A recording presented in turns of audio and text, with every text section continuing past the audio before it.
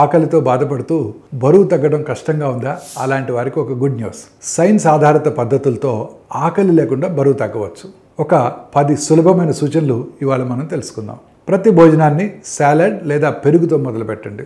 ఇది త్వరగా కడుపు నిండిన భావన ఇస్తుంది. తినడానికి 15 నిమిషాల ముందు మంచినీళ్ళు తాగండి. ఇవి తక్కువ తినేలా చేస్తుంది. ఆకలి మరియు తినాలనే కోరికలను అదుపులో ఉంచడానికి మినిమం 7 నుంచి 8 గంటలు నిద్రపోవాలి. భోజనం తర్వాత 10 నుండి 15 నిమిషాల పాటు నడవాలి. ఇది జీర్ణక్రియకు, క్యాలరీల ఖర్చుకు కూడా సహాయపడుతుంది. గుడ్లు, పన్నీరు, దాల్ వంటి ప్రోటీన్ ఆహారాలను రెగ్యులర్గా తీసుకోండి. ఇవి ఎక్కువసేపు కడుపు నిండిన భావన కలిగిస్తాయి. డీప్ ఫ్రై కంటే ఎయిర్ ఫ్రైయింగ్ ఉపయోగించాలి. ఇది 70% తక్కువ క్యాలరీస్తో క్రిస్పీ రుచినిస్తుంది.